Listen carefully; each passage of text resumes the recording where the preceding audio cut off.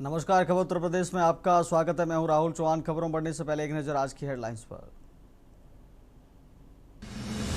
पीलीभीत में मुख्यमंत्री योगी आदित्यनाथ आज प्रदान करेंगे भूमिधरी के अधिकार पत्र, विस्थापित परिवारों में खुशी। अयोध्या दान चोरी मामले पर बड़ा अपडेट, चोरी और गबन की 70 घटनाएं कैमरे में कैद, चढ़ावा चोरों पर बड़ा खुलासा। आज से मानसून सक्रिय, 66 जिलों में गरज चमक का अलर्ट जारी, कई जिलों में बारिश और वज्रपात की चेतावनी। अखिलेश के बयान पर योगी का पलटवार, बोले रामलला का दर्शन करें, शायद सुदबुद्धि आ जाए। बाराबंकी में झोला छाप के इंजेक्शन से नवजात की मौत, 4 बच्चों की हालत बिगड़ी, अस्पताल रेफर, इलाज के दौरान बड़ा हादसा, जांच शुरू हुई, पुलिस ने आरोपी को हिरासत में लिया। ललितपुर में ट्रक और बोलेरो में हुई टक्कर, रेलिंग तोड़ते हुए ट्रक पलटा, जल जीवन मिशन कर्मचारियों को आई चोटें, बोलेरो पर सवार थे जल जीवन मिशन के कर्मी। आप देख रहे हैं के न्यूज, खबरों का सारथी। सीधे लेकर चलते आपको खबरों में। खबर कानपुर से है, जहां केसीए से मान्यता प्राप्त चंद्रा क्रिकेट अकादमी द्वारा आयोजित spark CPL 3.0 under 16 cricket tournament का फाइनल मुकाबला कलावती सुपर किंग और आरबीएस क्रिकेट अकादमी के बीच खेला गया। फाइनल में कलावती सुपर किंग ने टॉस जीतकर पहले गेंदबाजी का फैसला किया। पहले बल्लेबाजी करते हुए आरबीएस क्रिकेट अकादमी की टीम 29 ओवर में 96 रन पर ऑल आउट हो गई।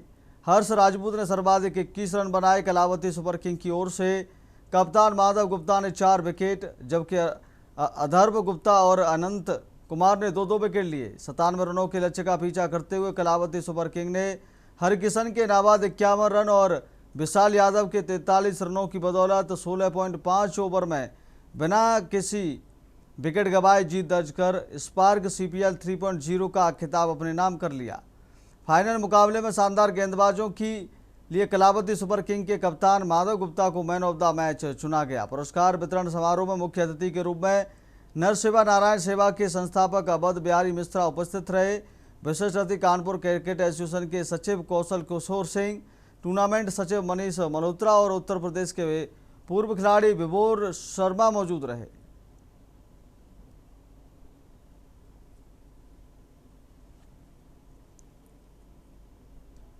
अगली खबर का रुख करते खबर फिरोजाबाद से, जहां सुखवाबाद में खुद को पुलिस का उपनिरीक्षक बताकर एक बदमाश ने कोल्ड स्टोरेज के मुनीम को बाइक पर बैठाया और सुनसान स्थान पर ले जाकर उसकी अंगूठी, सोने का लॉकेट और करीब 5,000 रुपये लूटकर फरार हो गया।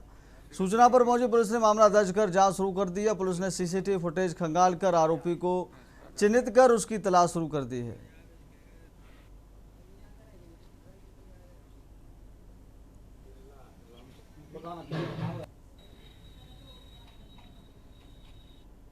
सुभाष, क्या घटना हुई है आपके साथ? जी, हमारे साथ में एक पल्सर बाइक पे एसआई बन के उन्होंने खड़ी की, तो हम उनके पास में मेरे पास में ही खड़ा किया। उनने उनको बैठाला हमको पुल से नीचे से, और आगे पुल पे जाके उनने हमारा सब नंगा जोड़ी ले करके हमारा टॉकस जोड़ी और एक अंगूठी और 5,000 रुपये सब लेके वो वहीं से रखने हो गए। बात अगली खबर का रुख कर लेते उत्तर प्रदेश के मुख्यमंत्री योगी आदित्यनाथ सोमवार को पीलीभीत दौरे पर रहेंगे। मुख्यमंत्री जिले में करीब 1 घंटा 10 मिनट तक रुकेंगे। निर्धारित कार्यक्रम के अनुसार वह सुबह 11:20 पर पहुंचेंगे और दोपहर 12:30 बजे वापस रवाना होंगे। दौरे के दौरान मुख्यमंत्री करीब 515 करोड़ रुपए की विभिन्न विकास परियोजनाओं का शिलान्यास और लोकार्पण करेंगे। इसके साथ ही वह बरखेड़ा क्षेत्र के पतरासा कुंवरपुर में आयोजित एक विशाल जनसभा को भी संबोधित करेंगे। मुख्यमंत्री 4,693 विस्थापित परिवारों को भूमि का मालिकाना अधिकार सौंपेंगे। इनमें बंगाली और पूर्वांचल मूल के परिवार भी शामिल हैं, जिन्हें लंबे समय से भूमि अधिकार का इंतजार था। इसके अलावा 106 बंगाली समाज के लोगों को भारतीय नागरिकता प्रमाण पत्र भी प्रदान किए जाएंगे। बताया जा रहा है कि इन परिवारों का करीब 55 वर्षों का लंबा इंतजार अब समाप्त होने जा रहा है।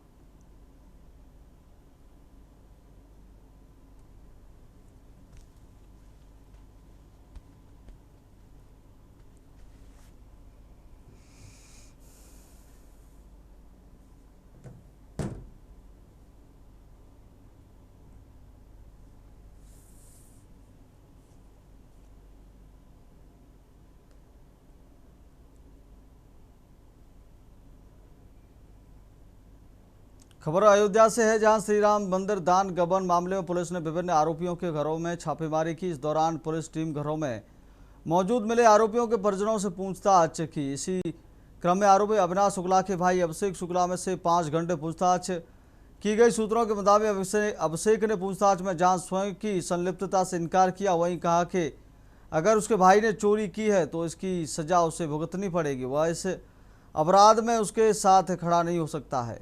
बता दें कि नगर कोतवाली के कौशलपुरी कॉलोनी स्थित योग आचार्य डॉक्टर चैतन्य हाल में दोनों भाई रह रहे थे। माना जा रहा है कि अब आगे देर रात तक कुछ अन्य लोगों को पूछताछ के आधार पर पुलिस हिरासत में लेने के साथ गिरफ्तारी की कार्रवाई भी कर सकती है।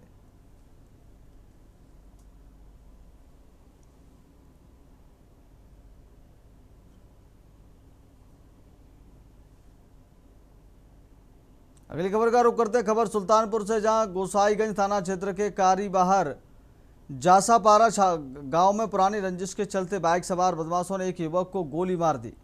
गंभीर रूप से घायल युवक को जिला अस्पताल से लखनऊ ट्रामा सेंटर रेफर किया गया है। पुलिस ने मामले में केस दर्ज कर आरोपियों की गिरफ्तारी के लिए कई टीमें गठित कर जांच शुरू कर दी है।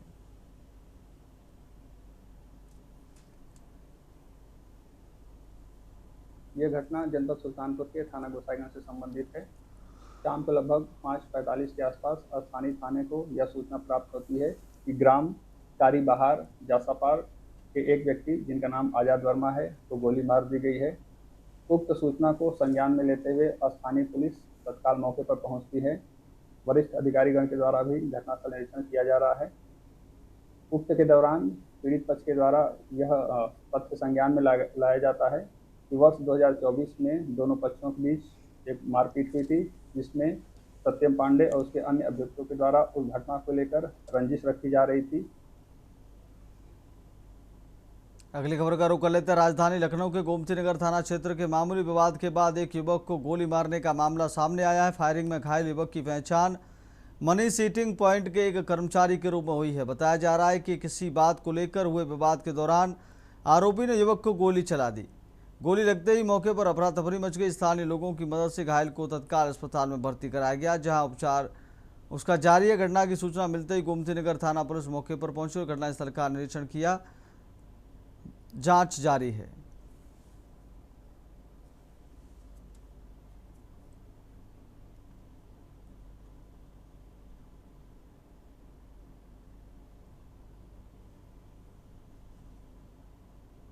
अगली खबर का रुख करते फिरोजाबाद के जसराना थाना क्षेत्र के पाड़म इलाके में जमीन विवाद को लेकर दो पक्षों के बीच मारपीट का मामला सामने आया है। घटना में कई लोगों के घायल होने की सूचना है। पीड़ित पक्ष ने पुलिस को तहरीर देकर कार्रवाई की मांग की है। जानकारी के अनुसार मोहम्मदपुर निवासी देवेंद्र सिंह की बहन पूनम देवी के परिवार का पड़ोसियों से पहले से जमीन को लेकर विवाद चल रहा था। आरोप है कि इसी विवाद को लेकर कासुनी के बाद पड़ोसी पक्ष ने मारपीट कर दी। देवेंद्र सिंह का दावा है कि बहन की सूचना मिलने पर वह अपने परिवार और ट्रस्ट से जुड़े लोगों के साथ विवाद शांत कराने गांव पहुंचे थे। उनका आरोप है कि वहां मौजूद पड़ोसी पक्ष ने उनकी टीम और परिवार के सदस्यों पर भी हमला बोल दिया।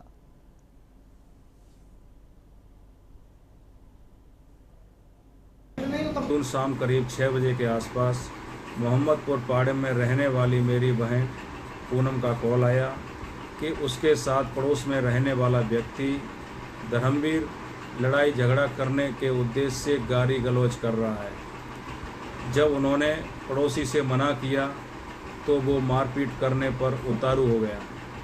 झगड़ा को देखते हुए मैंने अपने ट्रस्ट और परिवार के लोग मौके पर भेजे, लेकिन वहाँ पड़ोसी धर्मवीर और उसके अन्य साथियों ने हमला कर दिया। अगली खबर का रुख करते खबर अमरोहा से, जहां रहरा थाना क्षेत्र में घरेलू विवाद में पति पत्नी ने की कुल्हाड़ी से काटकर हत्या करने का मामला सामने आया है। थाना क्षेत्र के ग्राम परोरा निवासी घायल 62 वर्षीय उर्मिला को मरणासन हालत में इलाज के लिए अस्पताल पहुंचाया गया, जहां डॉक्टरों ने उसे मृत घोषित कर दिया। सूचना पाकर एक्शन में आई पुलिस ने अस्पताल पहुंचकर परिजनों के बयान दर्ज किए। डिप्टी एसपी पंकज कुमार त्यागी ने बताया कि परिजनों की तहरीर के आधार पर पुलिस ने मुकदमा दर्ज करते हुए आरोपी पति को गिरफ्तार किया जा चुका है और हत्या में इस्तेमाल कुल्हाड़ी भी बरामद कर ली गई है।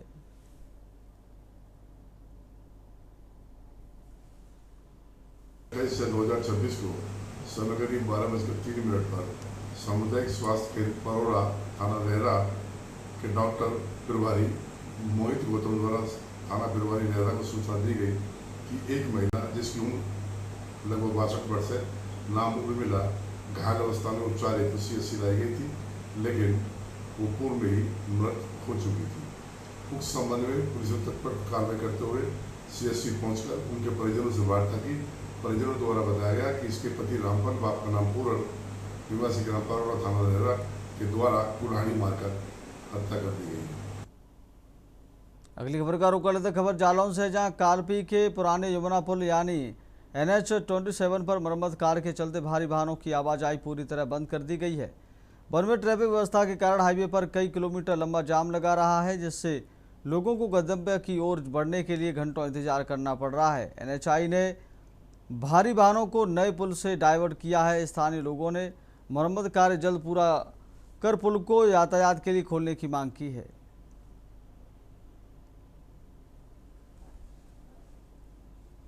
आज पुल में रिपेयरिंग का कार्य चल रहा है, उसी वजह से ट्रैफिक कभी कोई डिस्टर्ब हो जाता, कोई उल्टी सीधी रॉन्ग गाड़ियां आ जाती हैं उसी में।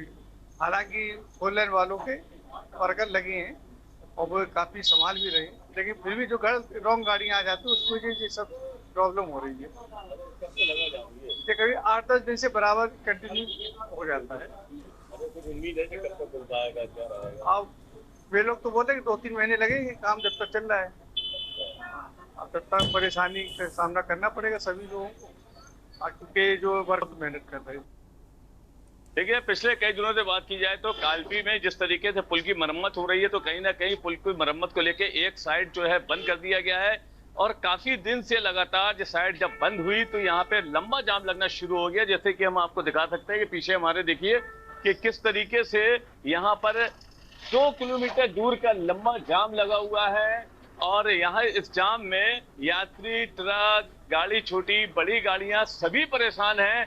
एक एक करके गाड़ी को पास किया जा रहा है। तो कहीं ना कहीं जिस तरीके से ये जो जाम लगा हुआ है उससे कहीं ना कहीं लोगों को परेशानी जरूर हो रही है। ये पिछले दिनों जैसे हालात यहाँ के कालपी के बन गए हैं, क्योंकि पुल एक तरफ से बंद है, यहाँ पे बड़े वाहन जाना वर्जित कर दिया गया है और छोटे वाहनों को भी यहाँ पर निकाला जा रहा है। लेकिन जो रास्ताएं जो बनी हैं उनमें कहीं ना कहीं 1-1 किलोमीटर का लंबा जाम जरूर लग रहा है। आने जाने में लोगों को भारी परेशानी उठाना पड़ रही है, क्योंकि पिछले 1 हफ्ते से यहाँ पे जाम की स्थिति भारी बनी हुई है और यहाँ पर गर्मी का जो तापमान है वो 44 डिग्री सेल्सियस हो गया और इसको लेकर जो वाहन खड़े होते हैं तो कहीं ना कहीं उनमें गर्मी ज्यादा नजर आती है। अब देखना ये होगा कि ये पुल कब तक शुरू होता है, कब लोगों का यहाँ आवागमन शुरू होता है, ये आने वाला वक्त बताएगा। बहरहाल इस जाम से भारी परेशानी का सामना करना पड़ रहा है। कैमरा पर्सन मनीष पांडे के साथ माजिद अरमान के न्यूज जालौन। अगली खबर का रुख करते सोनभद्र में शादी का झांसा देकर युवती के साथ वर्षों तक दुष्कर्म करने, गर्भवती होने पर गर्भपात कराने और बाद में शादी से इनकार कर मारपीट व जाति सूचक शब्दों से अपमानित करने के मामले में ओबरा पुलिस ने बड़ी कार्रवाई की है। पुलिस ने SC/ST एक्ट समेत गंभीर धाराओं में वांछित चल रहे आरोपी को गिरफ्तार कर न्यायालय भेज दिया है। मामला दर्ज होने के बाद पुलिस ने लगातार आरोपी की तलाश में जुटी थी।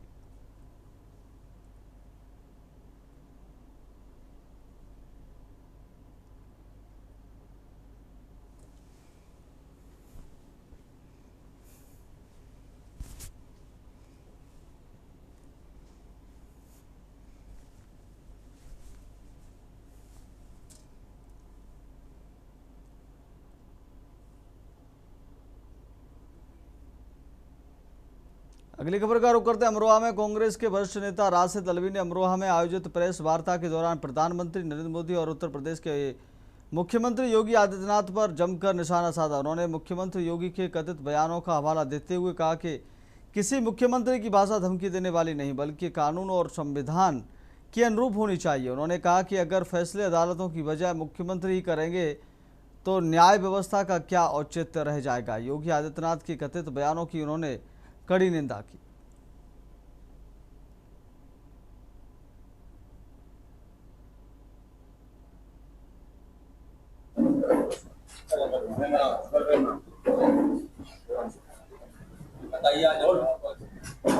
पहले मैं बोलूं, फिर जो आपको पूछना हो पूछिए।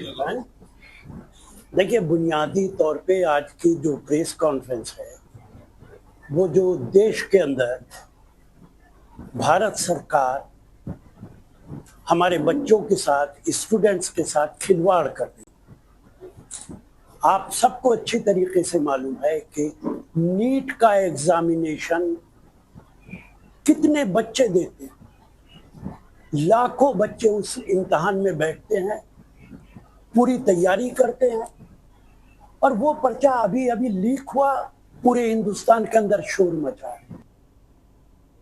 अगली खबर का रुख करते रेलवे के ट्रेन मैनेजरों की समस्या और लंबित मार्गों को लेकर सोनभद्र के चौपन में ऑल इंडिया गार्ड्स काउंसिल यानी AIGC के धनबाद मंडल का 22वां द्विवार्षिक महाधिवेशन आयोजित किया गया। अग्रवाल धर्मशाला में आयोजित इस सम्मेलन में चौपन, सिंगरौली, रेणकूट और शक्तिनगर शाखाओं के पदाधिकारी और बड़ी संख्या में ट्रेन मैनेजर शामिल हुए। महाधिवेशन में OPS की बहाली, रेलवे में निजीकरण पर रोक, ड्रेस अलाउंस में बढ़ोतरी, रिक्त पदों पर भर्ती समेत कुल 13 प्रमुख मांगों को जोरदार तरीके से उठाया गया। संगठन के पदाधिकारियों ने कहा कि यदि कर्मचारियों की मांगों पर गंभीरता से विचार नहीं किया गया तो भविष्य में बड़ा आंदोलन भी किया जा सकता है।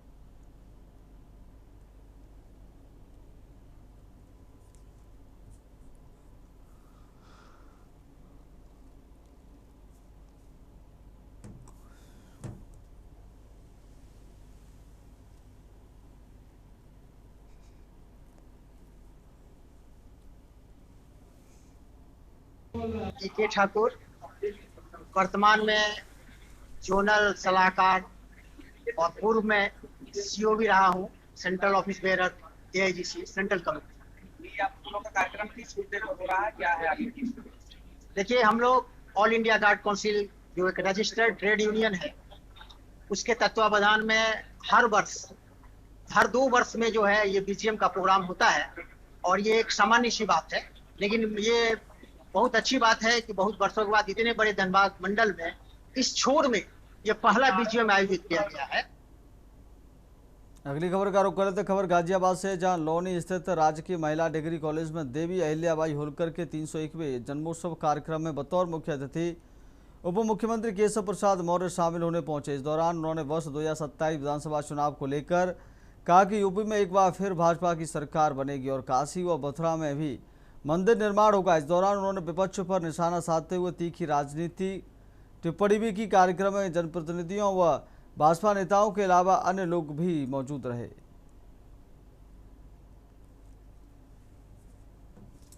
लोकमाता अहिल्याबाई होलकर जी की जन्म जयंती समारोह क्या यह कार्यक्रम हमारे यहाँ के लोकप्रिय विधायक श्री नंदकिशोर गुर्जर नंदू जी की अगुवाई में संपन्न हुआ और इस भीषण गर्मी के बीच इतनी भारी संख्या में लोगों का आना यह संकेत है कि 2027 में 2017 और 22 से भी बड़े अंतर से यहाँ कमल खिलने जा रहा है। तो मैं सबका बहुत स्वागत धन्यवाद करता हूँ। जिस प्रकार से अयोध्या में रामलला का मंदिर बना, उसी प्रकार से काशी और मथुरा का मार्ग भी न्याय प्रक्रिया से प्रशस्त होगा, ऐसा हमारा विश्वास है।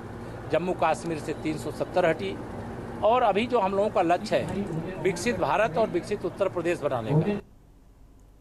अगली खबर का रुख करते उत्तर प्रदेश के अमरोहा नगर कोतवाली क्षेत्र के इस्लाम नगर में एक दुखद घटना सामने आई है। यहाँ एक आम के बाग में एक युवक का शव मिलने से इलाके में हड़कंप मच गया। मृतक की पहचान अमरोहा शहर के ही रहने वाले जावेद के रूप में हुई है। घटना की जानकारी मिलते ही स्थानीय लोग एकत्र हो गए और पुलिस को सूचित किया गया। प्राथमिक जानकारी के अनुसार मृतक का अपनी पत्नी के साथ विवाद चल रहा था, जिसे पुलिस जांच का एक मुख्य आधार मान रही है। अमरोहा नगर कोतवाली पुलिस ने मौके पर पहुंचकर शव को कब्जे में ले लिया है और उसे पोस्टमार्टम के लिए भेज दिया है। पुलिस अधिकारियों का कहना है कि पोस्टमार्टम रिपोर्ट आने के बाद ही मौत के सही कारणों का, परिस्थितियों का स्पष्ट पता चल सकेगा।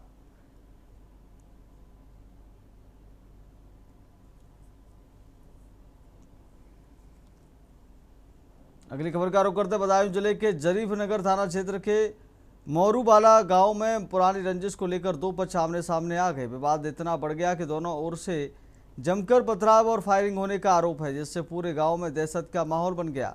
घटना का एक कथित वीडियो सोशल मीडिया पर तेजी से वायरल हो रहा है। वीडियो में कुछ लोग खुलेआम फायरिंग करते दिखाई दे रहे हैं। हालांकि वायरल वीडियो की स्वतंत्र रूप से पुष्टि नहीं हुई है। सूचना मिलने पर स्थानीय पुलिस मामले की जांच में जुट गई है।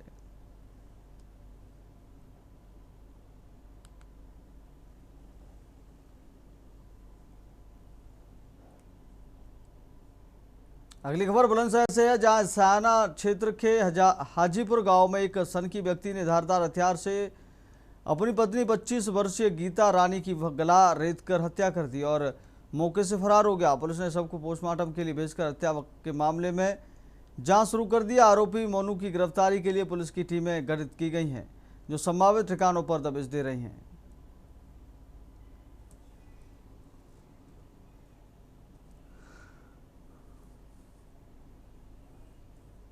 2 घंटे पहले पता लगी कि उसकी नाड़ कट रखी। यहाँ से फोन गया, जैसे गांव में कोई मिलने जुलने वाले रहे, उन्हें मिलने जुलने वालों का फोन गया और ऐसे पता लगी, ऐसे उसके फोन पे उसको आए यहाँ। क्या मेहनत मजदूरी तन में न कर ले बार, दारू पी का लड़की तुम्हारा कभी बताया ना, उधर डरा धमका कर आके कभी कभी बताते भी, इग्नोर से कर देवे क्या आपस में ऐसा हो जा। इतनी बड़ी थोड़ी पता है कि जी ऐसा कर देगा। कितने दिन पहले 8वां महीना आज ही लगा लिखे, लगभग 7 महीने हो गए। हाँ, अब आप चाहिए, हम तो इंसाफ चाह में है जी, इंसाफ चाह में। जैसे उसकी गर्दन कटी है ऐसे उसकी गर्दन कटनी चाहिए।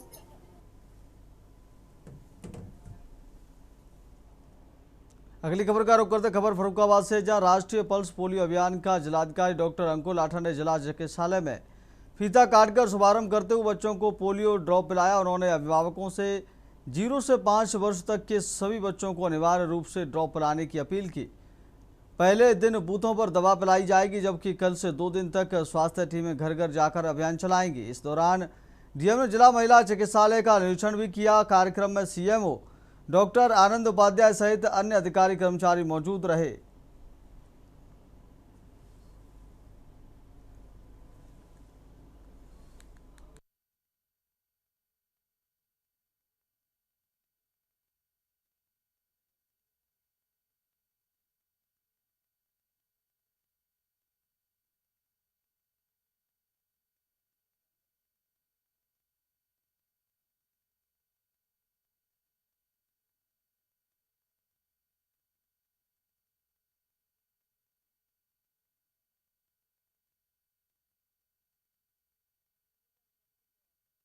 कन्नौज के जनपद के तिरवा कोतवाली क्षेत्र में कानून व्यवस्था पूरी तरह से चरमरा गई है। अपराधियों के हौसले इतने बुलंद हैं कि क्षेत्र की जनता को स्थानीय कोतवाली से न्याय मिलना तो दूर, अपनी सुरक्षा की गुहार लगाने के लिए कभी पुलिस अधीक्षक तो कभी जिलाधिकारी के चक्कर काटने पड़ रहे हैं। ऐसा झकझोर देने वाला मामला सामने आया है जब पल्स पोलियो अभियान की शुरुआत करने जिला अस्पताल पहुंचे जिलाधिकारी के सामने एक पीड़ित किशोरी रो रो कर अपने परिवार की जान की भीख मांगने लगी।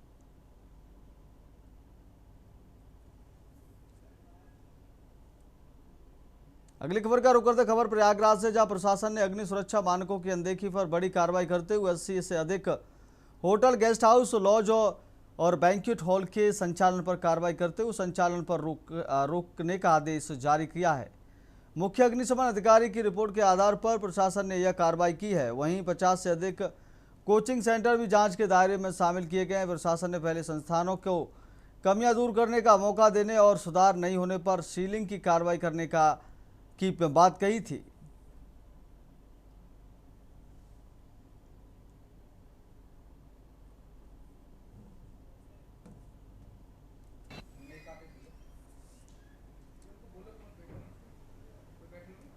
अगली खबर का रुख करते खबर चंदौली से,